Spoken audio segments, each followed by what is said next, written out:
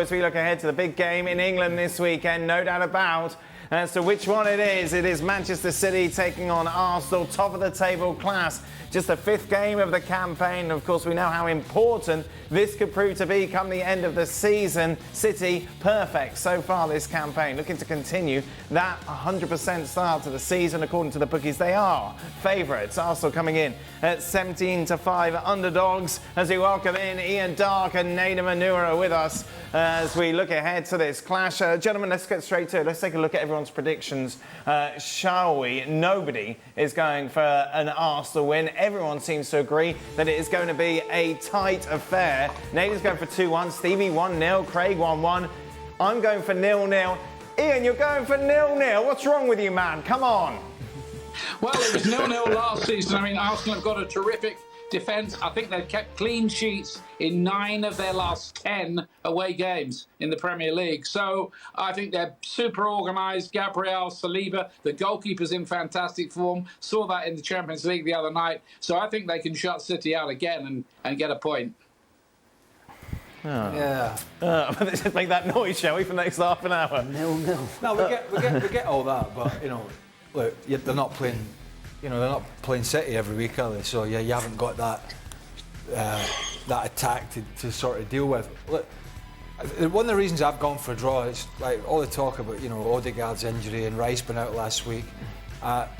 They knuckled down, they got themselves the 3 points at Tottenham. Clearly, this is a much, much bigger test. They did get the draw up there last year. It was towards the end of the season. I felt that was the wrong way to go about it because it was at the business end of the year, and I think they should have gone for it a bit more. Didn't win the league, so I think the proof's in the pudding. But they cannot afford to let City get 5 points ahead. I mean, it's not a title decider, sure. 5 points. But it's quite a hurdle early in the season to give City. If City were to win this and go 5 clear of Arsenal, that's a big punch in the ribs. I mean, it really is. So then you're sort of putting yourself under more pressure. If you get the odd draw, you drop some points. And they start pulling away. So I think it's important that, you know, if obviously Arsenal can win it, great, and go up there and go toe-to-toe. I don't think they will. But they can't, I think, after 5 games, which it will be, see a 5-point gap. That's quite a lot early in the season. Craig mentioned some of the criticism that was wielded of at Arsenal and their approach to the game last season. Yeah. Is the narrative slightly different this time around because it is so early in the campaign? No, absolutely not. I don't think so. They need to go for it more than they did? No, there's no way they go for it. Right. They'll do exactly what they did last week against Spurs. And they'll do what they did against City last time as well. And they actually did it against Liverpool last year as well. Whereas they got a line and they kept it and then they counter-attacked. Now, it's a great way to go about it when you've got the talent they have going forward. Unfortunately, the talent they have going forward, they can't score goals right now. You know, Havertz has got 2 and 4. Saka's got 1. Trossard's got 1. Martinelli doesn't have any. So if you're going to play a counter-attacking game and your forwards are firing blanks pretty much, that's a tough ask, particularly at City. And City's got Erling Haaland, who I think is the difference. You know, again, their other players, the peripheral strikers, aren't particularly on the ball either. But Haaland is. And he's going to be the difference. But he was kept quiet, wasn't he, in the week against Inter Milan? We'll see that sort of same approach, won't we, defensively, certainly from Arsenal? Yeah, absolutely. I mean, every time they stop an attack, it's great to see, I think. You see Gabriel and Saliba almost starting a party. They're pumping fists. The goalkeeper's the same. Raya, I think Timber's probably strengthened that defence, and left-back was a little bit of a problem area for Arsenal. But they're very, very good. I mean, they don't have Odegaard's quality at the moment in the creative department. You're looking at Haaland's figures there. They are obviously phenomenal, and he does take some stopping. They can't give him even half a sight of goal. But, you know, they played City over 3 hours last season in the Premier League and did keep a clean sheet on both occasions.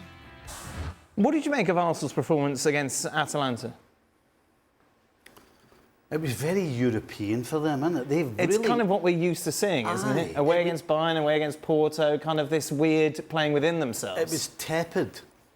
It wasn't an out-and-out defensive counter-attacking display, and it wasn't an get-after-them display. It was somewhere in between. that was a little... Well, they were sloppy. They didn't pass the ball well. But I guess, I keep talking about Toni Kroos with Real Madrid. I guess we're now figuring out how important... We knew Odegaard was important to them, but it seems like they really miss him. What is it that he offers that they're missing in particular? Just that connection between the middle and the front. Right. In and around the penalty box, he's got an eye for a pass, whether it's a little dink or whether it's just a solid through ball. He just sees things a little earlier and has the ability to play that pass. I don't think they have anybody that can do that. And people were talking last year about Declan Rice, how he can go further forward and he can pick a pass. I'm not so sure. He hasn't shown us that so far, that's for sure. One of the criticisms I think maybe you could level at Arsenal is it safe to say that maybe take a little backward step sometimes in the bigger games? They're just a bit tepid. Yeah, and I don't. City don't really change for me, no matter who they play. Maybe change personnel and shuffle it around, but they don't change their philosophy and say, right, we're going to sit back today. It's kind of, all right, we'll take you on. I just see a little bit of that with Arsenal, although they've got some good results against the Liverpools and the Cities. I go back to that game last year, and it just at the Etihad, it was towards the end of the season. I said the proof would be in the pudding. If they go and get a draw and they win the league, then it was the right thing to do. And if they didn't win the league, it wasn't. But I just feel they just take almost like a little change in philosophy. Because you watch them at the Emirates, they do not sit back. Right? They do not. They smother teams, they press. You watch it down at the Emirates. Teams can barely, particularly in the first 20 minutes of games, can barely get out of their own half. They're just suffocating them. Obviously, it's more difficult to do that against the better teams, but there seems to me a change in approach, and that could leave themselves open. I mean, if he goes there again tomorrow, Arteta, plays defensively, and they get beaten, he's going to be questioned.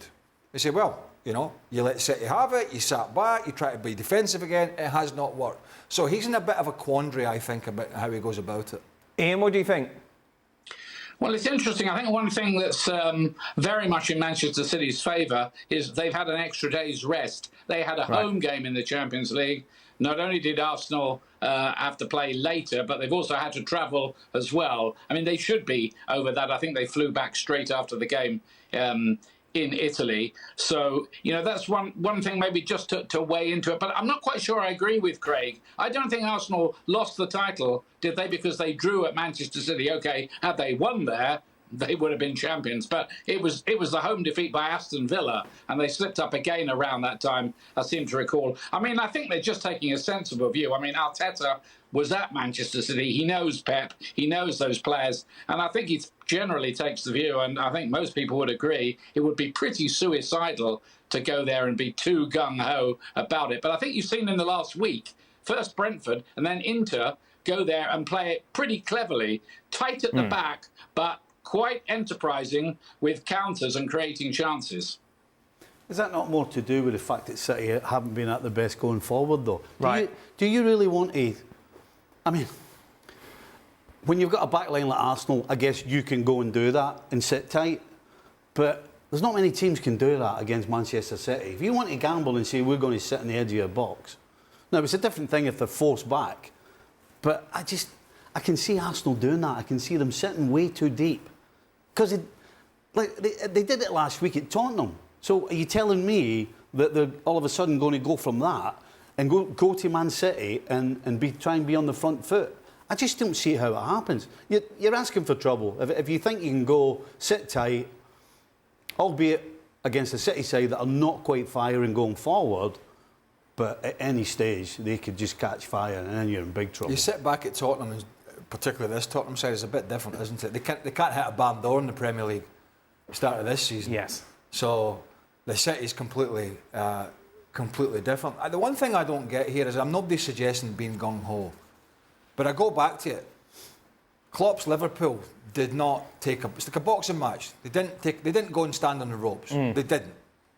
They didn't always play well, didn't always win, but they had their success. They gave City a lot of problems, and they backed themselves. Arsenal at the moment, we would consider them second best team in the league, right? Yeah. Probably. Yeah.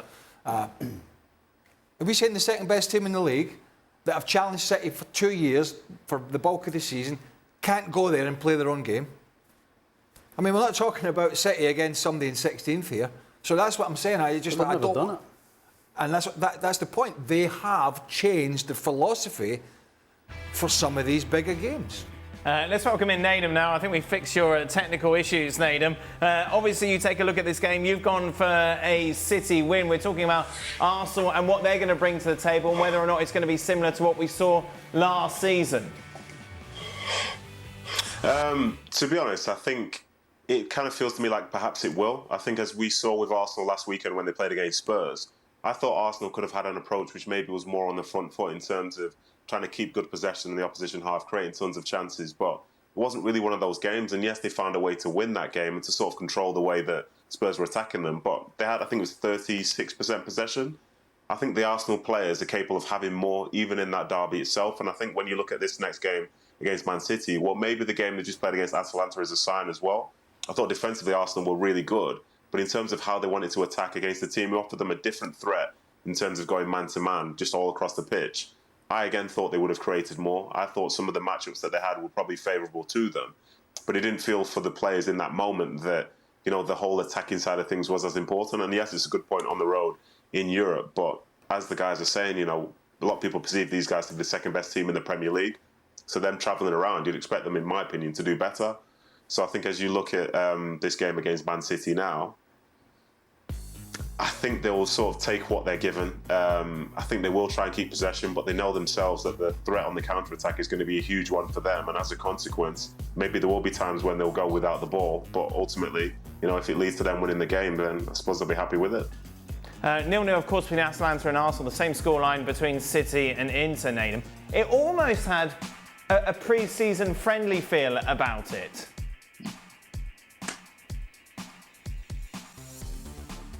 Oh, Nedum's gone. Oh, there we are.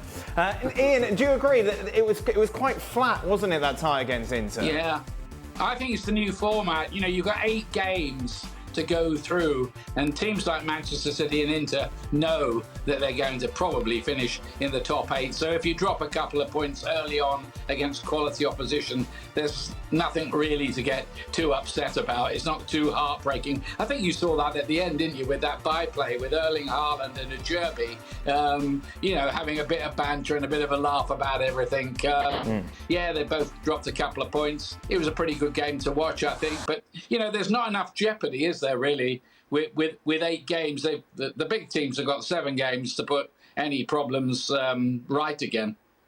Kevin De Bruyne came off at half-time. Pep Guardiola says he might play on Sunday. Well, it depends what the injury was, which I don't know. If it was a knock or a muscle, you know. Am I right in saying it doesn't feel quite the news story that it would have been maybe a couple of years ago, Kevin De Bruyne not playing?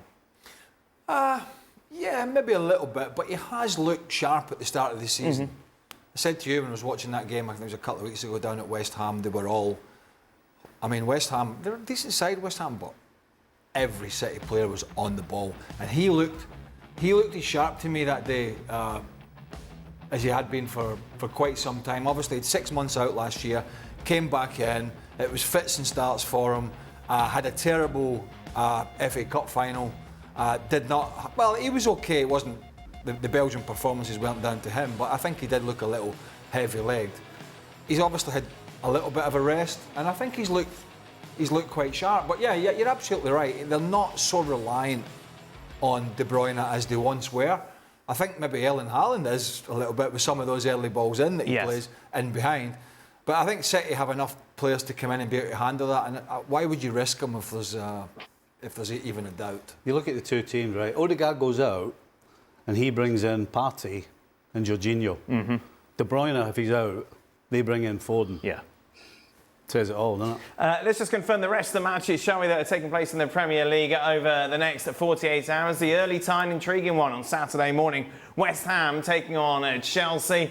And then in the Saturday afternoon games in England, you have the likes of Liverpool in action against Bournemouth, Spurs, Brentford, Villa, Wolves, Fulham against Newcastle, Leicester players to Everton, Saints against Ipswich. And the late game at Selhurst Park sees Crystal Palace against Manchester United. Then on Sunday, Brighton against Forest. And then it's the pinnacle, Manchester City against Arsenal.